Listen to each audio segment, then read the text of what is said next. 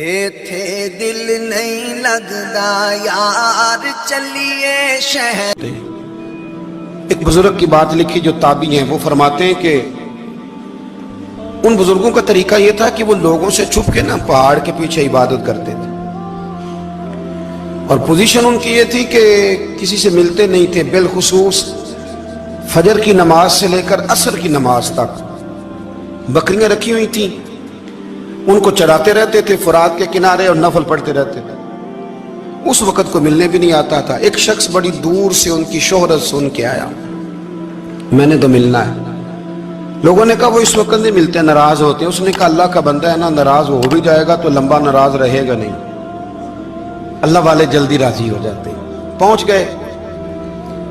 اب وہ بابا جی نماز پڑھ رہے تھے تو کہتے میں نے عجیب منظر دیکھا کہ بابا جی فرات کے کنارے نماز پڑھ رہے ہیں اور ایک بھیڑیا ان کی بکریوں کی حفاظت کر رہا ہے۔ کہتے میں حیران رہ گیا کہ بھیڑیا تو بکریاں کھایا کرتا ہے اور یہاں چرا رہا ہے۔ کہتے میں جب گیا تو بابا جی نوافل میں مشغول تھے، مجھے دیکھ کے کہنے لگے اس وقت کیوں آئے؟ میں نے کہا حضور اگر آئے گیا ہوں تو پھر مہربانی کرے قبول فرما لیں۔ میں بیٹھ گیا تو میں نے کہا حضور یہ بھیڑیا بکریاں چرا رہا ہے، بھیڑیا اور بکریے کی صلح کب سے ہو گئی؟ تو فرماتے ہیں لمبی تقریر نہیں، ہلکا سا جملہ۔ فرمانے لگے جب سے بکریوں کے مالک نے رب سے صلح کر لی ہے نا، تب سے بھیڑیوں نے بھی بکریوں سے صلح کر لی ہے۔ بکریوں کے مالک نے رب سے صلح کر لی، گناہ چھوڑ دیے، اس کی فرما برداری میں آ گئے۔ اب پھر اسے بکریاں چلانے کی ضرورت نہیں رہی، بکریاں نہ اب بھیڑیا چراتا ہے۔ کہتے ہیں میرے اوپر کپ کپی طاری ہو گئی بزرگوں کی بات سن کے، اور مجھے پیاس لگی اور خواہش آئی کہ پتہ نہیں اب بابا جی کچھ کھلائیں پلائیں گے بھی کہ نہیں، بابا جی کچھ کھلائیں گے بھی کہ نہیں۔ کہتے میرے دل میں خیال تھا تو بزرگوں نے ایک لکڑی کا پیالہ، ان کے پاس وہ غار میں بیٹھے تھے تو ایک چھوٹا سا پتھر تھا، اس کی ڈھلان بنی ہوئی، بابا جی نے اس کے نیچے لکڑی کا پیالہ رکھا، وہ رکھا ہی تھا تو وہ دودھ سے بھر گیا۔ کہتے انہوں نے مجھے دیا تو ٹھنڈا اور میٹھا دودھ، میری طبیعت خوش ہو گئی۔ بابا جی نے دوبارہ وہی پیالہ اسی جگہ رکھا تو شہد سے بھر گیا۔ 1000 سال پہلے داتا صاحب لکھ رہے ہیں، کہتے مجھے دیا۔ میں نے فوراً کہا، میں نے کہا حضور یہ دودھ تو گائیں بھینس دیتی ہے، پہاڑوں سے تو نہیں نکلا کرتا، اور شہد تو شہد کی مکھیاں دیتی ہیں، پتھروں سے تو نہیں نکلتا، یہ آپ کہاں سے نکال رہے ہیں؟ تو کہتے ہیں وہ قرآن مجید پڑھنے لگے۔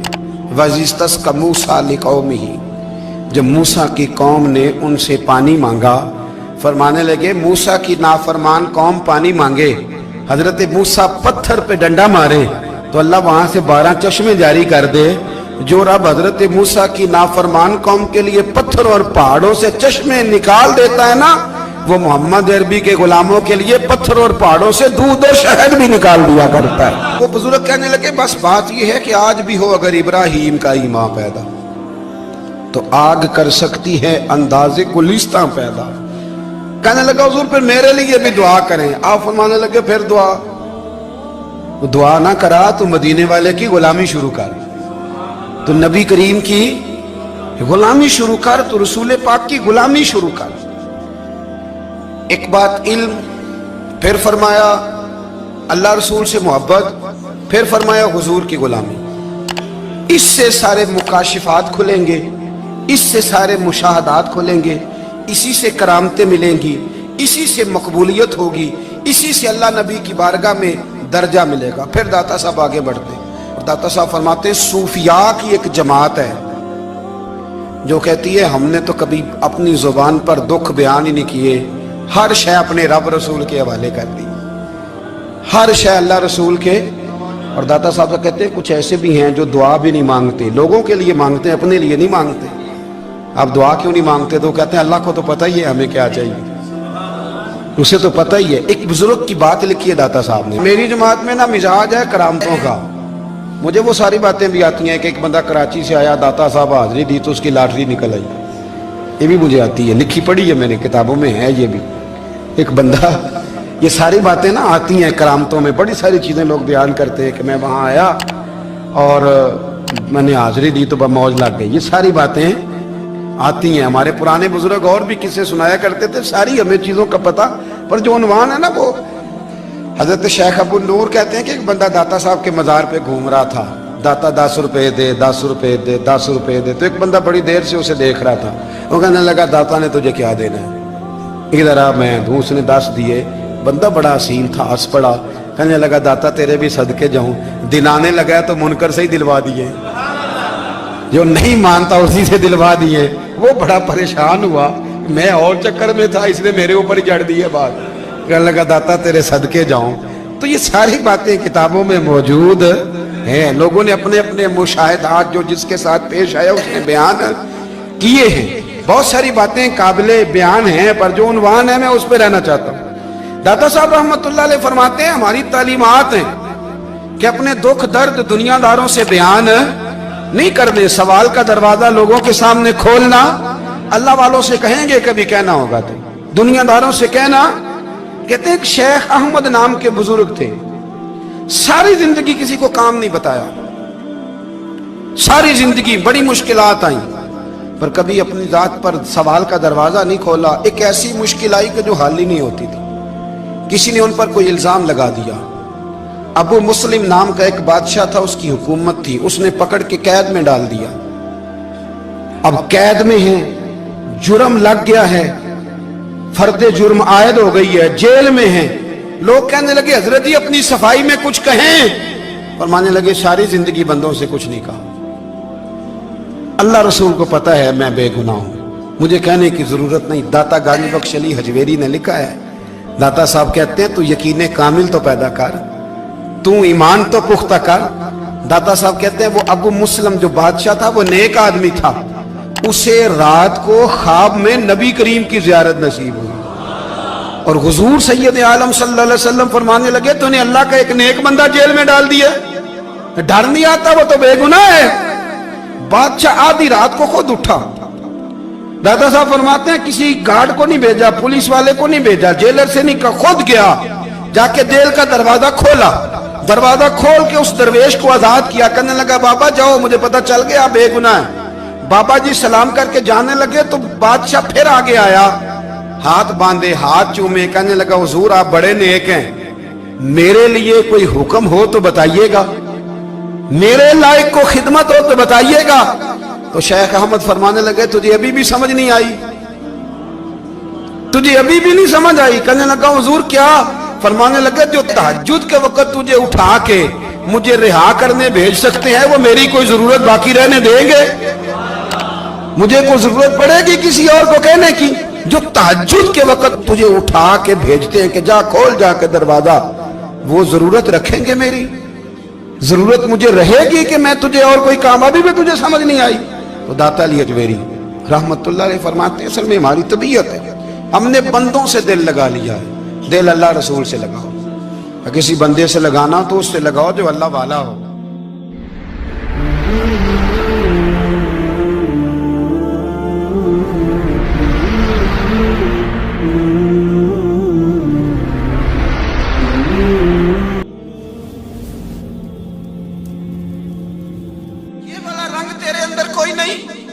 अबू सुफियान आए उन दिनों जिन दिनों हालात बड़े कठिन थे, इख्तलाफ शिद्दत का था।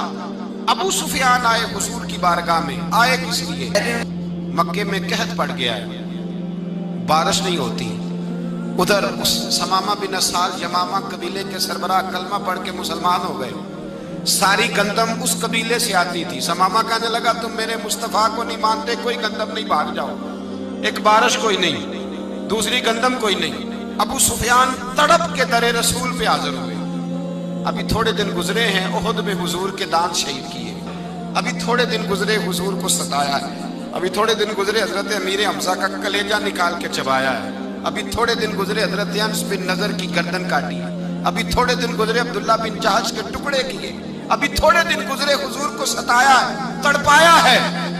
पर हजरत अली शेर खुदा फरमाते मैं मानने वाला उस रसूल का हूँ, इसके दांत शहीद हो गए। ओहद के अंदर सारी दाढ़ी लहू से भर गई। फरमाते मैं रो पड़ा और मैंने कहा महबूबा अब नहीं मुझसे बर्दाश्त होता, दुआ करें अल्लाह इन पे अज़ाब नाज़िल करे। उठाए हाथ, आप दुआ करेंगे तो अल्लाह तबारक व तआला दो पहाड़ियों में पीस डालेगा। हजरत अली कहते हैं मैंने अर्ज की तो हुजूर ने हाथ उठाए और दुआ क्या दी, अल्लाहुम्मा हदी कौमी فإنہم لا یعلمون، اے اللہ میری قوم کو ہدایت دے دے، یہ جانتے نہیں یہ کیا کر رہے ہیں، اللہ انہیں ہدایت دے۔ یہ اخلاق حسنہ کا معیار۔ تھوڑے دن پہلے حضور کے ساتھ یہ رویہ، ابو سفیان اب بے حال ہو گئے، بچے بھوک سے مرنے لگے، جانور پیاس سے مرنے لگے، ابو سفیان چھپتا چھپاتا کہنے لگا چارہ کوئی نہیں، مصطفیٰ کے پاس جانا ہی پڑے گا۔ ابو سفیان مدینے پہنچ گئے، جب پہنچے نا تو ابو سفیان کی اپنی صاحبزادی حضرت ام حبیبہ ام المومنین تھی، رسول اللہ کی زوجہ تھی۔ ابو سفیان جب آئے تو حضرت ام حبیبہ کے پاس سیدھے ان کے گھر گئے بیٹی سے ملنے۔ حضور کا بستر بچھا ہوا تھا، حضرت ام حبیبہ حضور کی زوجہ ام المومنین بستر بچھا ہے، ابو سفیان بیٹھنے لگے، جناب ام حبیبہ کہنے لگی ابا جی ٹھہر جائیں، وہ ٹھہرے تو بستر سمیٹ دیا، کہنے لگے بیٹی شاید تیرے گھر میں کوئی قیمتی بستر نہیں، غربت چھپانے کے لیے بستر سمیٹ رہی ہو۔ جناب ام حبیبہ کہنے لگی ابا تو مسلمان نہیں نہ ہوا، ابھی تیری سوچ کافروں جیسی ہے، تو یہاں آ کے کھڑا ہونا جہاں میں کھڑی ہوں، پھر تجھے رسول اللہ کی محبت کے رنگ کا پتہ چلے، تو ابھی کھڑا وہاں ہے جہاں تجھے کفر ہی کفر سنائی اور سجائی دیتا ہے۔ بستر اس لیے نہیں سمیٹا کہ معاذ اللہ کم قیمت تھا، میں نے اس لیے سمیٹا ہے کہ تو نجس ہے، ناپاک ہے، ابھی کلمہ نہیں پڑھتا، اور یہ اس رسول کا بستر ہے کہ جو بستر میں موجود ہوتے ہیں تو جبریل امین قرآن لے کے تشریف لے آتے ہیں، ذرا وجود اس قابل نہیں کہ یہاں بٹھایا جائے۔ نبی پاک صلی اللہ علیہ وسلم کی بارگاہ تک ابو سفیان آئے، ابو سفیان کہتے ہیں مجھے امید نہیں تھی، ابھی سوچ نہیں نہ بدلی تھی، کہتے مجھے امید نہیں تھی، میرا خیال تھا وہ شکوے کریں گے، شکایتیں کریں گے، وہ کہیں گے تم نے بھی تو بڑا کچھ کیا ہے نا۔ ابو سفیان کہتے ہیں میں قربان جاؤں، میں نے یہ رنگ دیکھا تو مدینے کی فضا ویسے ہی بڑی ٹھنڈی تھی، لیکن مصطفیٰ کریم کے ساتھ جب میں نے بات کی تو میرے وجود پر گریہ طاری ہو گئی، میرے اوپر کیفیت طاری ہو گئی، میں تڑپنے لگا۔ کہتے ہیں میں نے کہا محبوبہ میں آیا ہوں، آپ کا کلمہ پڑھتے ہی سمامہ نے گندم بند کر دی ہے، بارشیں رک گئی ہیں، مکے کے لوگ بھوک اور پیاس سے مرنے لگے ہیں، محبوبہ بیٹیاں روتی ہیں، یا رسول اللہ مائیں ان کی چھاتیوں میں دودھ خشک ہو گیا ہے، بچے بلکتے ہیں۔ ابو سفیان کہتے ہیں میں دشمن تھا، سارے مکے کے لوگ دشمنی کرتے تھے، لیکن جب میں نے یہ لفظ کہے نا اچانک میری نظر اٹھی تو مصطفیٰ کریم کی تو آنکھیں آنسو برسا رہی۔ کہتے میری بات بھی مکمل نہ ہوئی، حضور نے پہلے رکا منگوایا، سمامہ کے نام فرمایا، پہلے تو انہیں غلہ اپنی مرضی سے دیتا تھا، اب تیرے نبی کا حکم ہے کہ پہلے سے بڑھ کر تو انہیں غلہ دینا ہے۔ پھر میرے مصطفیٰ نے ہاتھ اٹھائے، او بھائی مشکل ہوتا ہے، مشکل ہوتا ہے، سگے بھائی کے لیے لوگ دعا نہیں کرتے، کہتے میرا شریکہ ہے، ساس بہو کے لیے بہو ساس کے لیے دعا نہیں مانگتی، کہتے اختلاف ہے، لوگ لوگوں کی زندگی نہیں مانگتے، بیماری میں شفا نہیں مانگتے۔ ابو سفیان کہتے ہیں آمنہ کے لال تیرے قربان جاؤں، حضور نے ہاتھ اٹھائے اور کہا اے اللہ مکے کی سنگلاخ پہاڑیوں پہ بارش برسا، اے اللہ کھیتیاں ہری کر دے، اے اللہ ماؤں کی چھاتیوں میں دودھ بھر دے، اللہ عورتوں کو تازگی دے دے، بچوں کو رانائی دے دے، پھلوں پھولوں کو تازگی دے دے۔ ابو سفیان کہتے پہلے حضور رو رہے تھے، اور جب نبی پاک کی دعا دیکھی تو میں نے رونا شروع کر دیا، میں نے رونا شروع کر دیا۔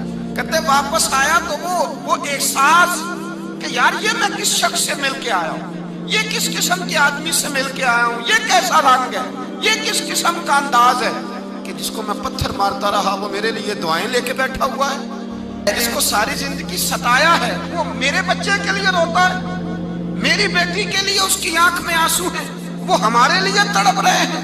میرے بھائیوں، ابو سفیان کہتے ہیں پھر دوسرا جلوہ میں نے تب دیکھا جب حضور مکے آئے، اور میں تو آخر تک لڑنے آیا تھا نا، حدیبیہ تک۔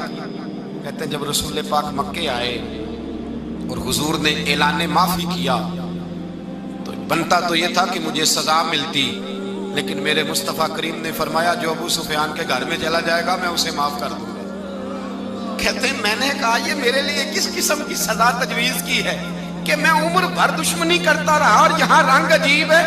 حضور نے میرے لیے ہی اعزاز لکھ دیا، فرمایا جو ابو سفیان کی حویلی میں داخل ہو گیا میں نے معاف کیا۔ ابو سفیان کہتے ہیں پتہ نہیں کتنے پردے تھے جو اٹھ گئے، پتہ نہیں کتنی منزلیں تھی جو طے ہو گئی، پتہ نہیں کتنے جلوے تھے جن کا نظارہ ہو گیا، اور میں نے غور سے چہرہ دیکھا تو میری آنکھوں سے پٹی اتر گئی، اور مجھے عبداللہ کے یتیم بیٹے کے پیچھے محمد الرسول اللہ کے جلوے نظر آنے شروع ہو گئے۔